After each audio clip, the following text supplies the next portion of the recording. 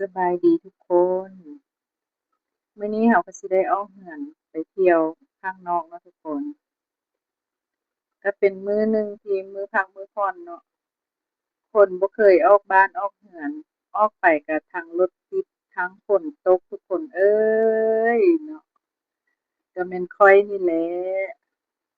ไปครั้งแรกก็รถติดแท้ติดว่าซ้ำบ่นำฝนตกคนบ่เคยออกถ้ำบ่เคยออกเรือนโดนๆจั่งสิได้ออกเทื่อหนึ่งก็ มีปัญหาทุกคนเอ้ยฝนก็ตกแท้ตกว่าฝนหั้นน่ะซ้ำบ่พอรถก็ติดเป็นชั่วโมงทุกคนเอ้ยมื้อนี้เราก็สิไปเที่ยวสวนอินทผลัมเนาะแต่ว่าเขาเจ้าเปิดให้เข้าฟรีแล้วก็ไปซื้อหมากไม้เนาะไปซื้อหมากอินทผลัมนั่นแหละแต่ว่ามื้อสุดท้ายเราไปนั่นน่ะเกือบบ่ได้เกือบไปซื่อๆแถมมื้อนั้นฝนก็ตก แล้วก็รถก็ติดทุกคนปานบุญช่วงเหงื่อเอาโลดทุกคนเอ้ยคนไปแท้ไปว่า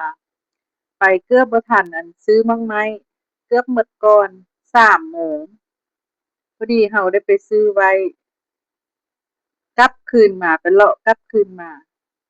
เมิดทุกคนป๊าดโดยขายดับขายดีอะแถวว่าคนก็ไปแท้ไปว่าทุกคนปานบุญ ไปก็ไปค่ะรถติดอยู่นี่นะเป็นชั่วโมงทุกคนเอ้ยช่วยสิได้เข้าไปก็จอดรถไก่เติบย่างตากฝนเข้าไปเปียกหมดทุกคนเอ้ยบ่เคยรู้บ่เคยเห็นจังแม่นโพดจังแม่นเหลือแท้ๆบ่เคยเป็นแบบนี้จักเทื่อบ่เคยออกบ้านไปครั้งแรกครั้งเดียวก็ไปเจอแบบนี้แหน่ในที่สุดเราก็มาแล้วเนาะโซนที่ว่าอันนี้แม่นฟาร์มนกกระจอกเทศแล้วเขาเจ้าจะมี สวนอินทผลัมนำเนาะไปก็ไปเจอหมู่ทุกคนเอ้ยหมู่ก็ไปมื้อเดียวกันไปเจอหมู่อยู่สวนพุ่นเลยเนาะเขาเจ้าไปก่อนเขาเจ้าก็บ่เปียกแต่ว่าเราไปนำหลังเราเปียกหมดทั้งเสื้อทุกคนจั่งใครแต่ว่าได้เอาคันห่มไปนำเนาะเราก็สิไปเบิ่งนกกระจอกเทศมันก็บ่ลุกบ่นิ่งทุกคนเอ้ยตากฝนแล้วก็ปูมน้ำอยู่ก็เราไปไล่อย่าให้มันยืนเขาจะถ่ายรูปถ่ายคลิปมันก็บ่นิ่งทุกคนเบิ่งแหม ป๊าดเนาะเดต้นอินทผลัมเหลือแต่กลางทุกคนไปก็เป็นตาหัวเนาะยังเหลือต้นนี้แหละที่ว่าพระเจ้ายังบ่ทันตัดนั่นน่ะเนาะคนก็ไปถ่ายรูปมันก็เหลือแต่กิ่งแต่ง่าเนาะเพราะว่ามาก็อันเจ้าหยิบค่อยหยิบแล้วมันก็หมดหั้นนะหมดไปเนาะแต่ว่าต้นนี้มันยังบ่แก่ปานใดติพระเจ้ายังบ่ตัดหั้นนะแล้วมันก็หล่นทิ่มบักหลายเนาะ ก็แซ่บอยู่ทุกคนข้อยมักกินเนาะมากอันนี้ข้อยก็ซื้อมาประมาณ2-3 กิโลพู้นแหละซื้อมาไว้กินนะเป็นตาสะอ่อนข้อยไป2 เทื่อแล้วบ่อนนี้นะเพราะว่าเขาเจ้าบ่ได้เก็บฟรีเนาะเขาเจ้าให้เข้าฟรีเด้เราก็มาโซนที่ว่าที่ซื้อเนาะยังซ้ำนี้แหละทุกคนตอนข้อยไปฮอดเนาะใกล้จะหมดแล้ว เขาก็เลยว่าพากันว่าซื้อไว้ก่อนซะจักหน่อยออกมาแล้วมันสิหมดก่อนว่าบ่ทันคาดความทุกคนออกมาก็หมดแท้ๆยังเหลือน้อยเดียวเพราะว่าคนไปหลายเดะทุกคนคนไปหลายเจ้าก็ซื้อข้อยก็ซื้อสินะผู้ละ2-3 กล่องบางคนเป็น4-5 กล่องก็มีอันกล่องหนึ่งก็50,000คันกล่องใหญ่ก็150,000สินะ คนไปปานบุญคนเอ้ยแต่ว่าผู้ใดก็หลบฝนเนาะฝนตกแห้งเดะตกแห้งแห้งเราก็ไปขอซิมน้ำเพิ่นเนาะไปขอซิมก่อนซื้อหั้นนะก็เข้าไปซิมนี่ก็ยังเหลือน้อยเดียวทุกคนหลังจากที่ว่าเราทันได้ไปถ่ายรูปถ่ายวิดีโอน้อยเดียวกลับมาเขาเจ้าตัดหมดแล้วนี่ๆๆเขาเจ้าตัดเอามาเนี่ยเขาเจ้าก็ขอถ่ายรูปถ่ายอิหยังเนาะ เราก็ทันไปถ่ายวิดีโอแล้วก็ไปถ่ายรูปหน่อยหนึ่งทุกคนแต่ว่าแถวไหนๆเพิ่นก็จะตัดหมดแล้วอย่างแต่อยู่นอกนี่แหละน้อยเดียวเราก็ไปถ่ายรูปเลาะไปเลาะมาเกือบบ่ได้อันอินทผลัมน้ำหมู่ตั้งใจไปซื้อเด้อทุกคนเอ้ยเพราะว่าอันอยู่บ่อนนี้หั้นเขาเจ้าเปิดเข้าฟรีเนาะอยู่บ่อนนี้นี่แม่นฟาร์มนกกระจอกเทศอยู่ อยู่แถวบ้านสิมโนเด้อทุกคนแถวบ้านสิมโนอยู่เมืองหาดสายทองเนาะเขาเจ้าก็จะให้เราชิมฟรีก่อนเราสิซื้อเขาเจ้าก็ให้เราชิมก่อนคันแซ่บเราก็เอาบ่มักเราก็บ่เอาเนาะแต่ว่าอันเพิ่นก็ใจดีเด้อเพิ่นซื้อนำเพิ่นก็ตื่มให้เนาะให้ชิมฟรีให้เข้าฟรีทุกคนคนหลายเป็นตาสะอ่อนพุ่นน่ะเป็นพวงเป็นพวงพุ่นน่ะเป็นพวงเป็นพวงเลยทุกคน แต่สะออนเขาก็ไปเลาะเบิ่งหน่อยหนึ่งไปเลาะเบิ่งหน่อยหนึ่งแล้วเขาก็ไปเลาะเบิ่งถ่ายรูปกับฝนตกได้ทุกคนเลย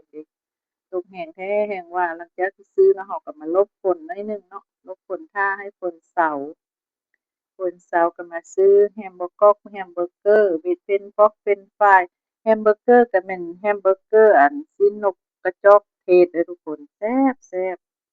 ก็ราคาก็ประมาณ90,000เนาะต่ออันหนึ่งเนาะก็แซ่บอยู่ก็ได้หลายอยู่ก็อิ่มหนึ่งพุ่นแหละก้อนใหญ่เนาะดิฝนตกแห้งแห้งก็มาลบหน่อยหนึ่งแล้วก็สิไปเลาะถ่ายรูปแล้วก็สิกลับบ้านซั้นนะทุกคนเอ้ยเนาะฝนก็ไปเทไปว่าผู้ใดก็เปียกหมด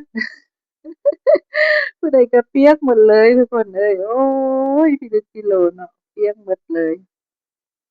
คนหลายคักหลายแน่เนาะเราก็มาซื้อแล้ววันนี้กลับออกมาแล้วเราก็มาซื้อไว้เนาะคนหลายปานบุญทาสเอาโลดนะทุกคนเอ้ยบ่เคยเห็นไปปีกายนี่ค่อยไปอ่าก็ไปมื้อที่สองบ่หรือว่ามื้อที่หนึ่งนี่แหละไปปีกายก็ยังหลายอยู่มากมายเนาะได้ถ่ายรูปได้ถ่ายอิหยังหลายอยู่แต่ว่าเราไปมื้อสุดท้ายนะเทื่อนี้มันละเกือบบ่ทันอะนะทุกคนเขาเจ้าตัดขายหมดเพราะว่าอั่นมีลูกค้าเขาเจ้าไปหลายแล้วก็คนไปเที่ยวหลายสินะขายบ่ทันเขาเจ้าก็ขายได้ขายดีหั้นนะบึดเดียวหมดบึดเดียวหมดมื้อสุดท้ายเขาไปหยังว่าก็ยังว่าทันได้ซื้อไว้บ่ซั้นแล้วแม่นหมดข้อยก็ทันได้ซื้อไว้ประมาณ2กล่อง3กล่องนี่แหละแล้วก็ กลับมาประมาณ3 โมงมาเบิ่งโต๊ะขายเกลี้ยงทุกคนว้าวเถอะวะงึดแท้งึดว่าคนน่ะฝนตกก็ไปฝนตกหลายปานใดก็พากันไปเป็นตาสะอ่อนหยังว่าทุกคนเอ้ยนี่แหละเขาว่าเนาะคันบ่อนใดเขามักว่าสินะคนก็จะไปรุมหลายเนาะก็สิไปรุมหลายแล้วก็แถมเจ้าของก็ใจดีสินะแบบเว้านัวหัวม่วนสิเนาะ ก็มีคนไปให้ซิมให้ซื้อก็พากันไปซื้อก็ไปซิมเบิ่งซิมก็ซิมอยู่บนโต๊ะอันเพิ่นวางขายนั่นแหละเฮาสิไปซื้อเราก็ไปซิมเบิ่งเฮามักเฮาก็ซื้อเฮาบ่มักเฮาก็บ่ซื้อเพิ่นก็บ่ว่าเนาะก็ผู้ใดก็ไปซิมก่อนซื้อนั่นแหละหลายคนไปเรียงคิวอยู่หั้นซื้อนำเพิ่นเนาะแต่ละว่าไปซิมก็ซื้อหมดทุกคนเดะล่ะทุกคนบางคนน่ะเอาเป็น10กล่องยังมีทุกคนเอ้ย เอาเป็น10 กล่องก็ยังมีเห็นหิ้วเหมือนเนาะเห็นเขาเจ้าหิ้วเหมือนบางคนพุ่นละ5 กล่องพุ่นละ10 กล่องสินะผู้ใดที่ไปน้ำหลังแม่นบ่ทันเด้อทุกคนเอ้ยกาย10 โมงกาย3 โมงไปแล้วแมันบ่ทันแล้วเบิดแล้วพอดีค่อยไปฮอด12 โมงเนาะ12 โมงเข้าไปก็ไปเลาะหน่อยหนึ่งไปเบิ่งก็พอดีเขาเจ้าตัดลงหมดแล้วเนาะก็ยังทันไปได้ถ่ายรูปเป็นพวงเป็นพวงนี่ปึ๊ดเดียวเลยเขาเจ้าตัดลงหมดเลยนี่นะทุกคนเอ้ย หลายนี่แหละนี่คนไปเทศไปว่าเป็นตาสะอ่อนนกกระจอกเทศแล้วก็ไปเจอหมู่ไปถ่ายรูปเซลฟีนำกันเนาะหมู่บ้านเดียวกันนี่แหละไปเจอกันอยู่พู้นก็บ่ได้นัดกันได้ทุกคนไปแล้วไปเจอกันอยู่พู้นก็ก็ทุกคนมักถ่ายรูปเราก็เลยถ่ายรูปจัดไปหมู่เพื่อนเราเนาะอันนี้ก็เป็นลูกสาวพากันไปถ่ายรูปนำกันเนาะ เอ้ยทันได้ถ่ายรูปเด้อทุกคนหลังจากถ่ายรูปแป๊บเดียวเขาจะไปตัดลงหมดเลยเอาไปขายหมดเลยเกือบบ่ทันทุกคนเอ้ยคลิปนี้ก็ทุรนทุรายแน่เนาะขอบใจเด้อ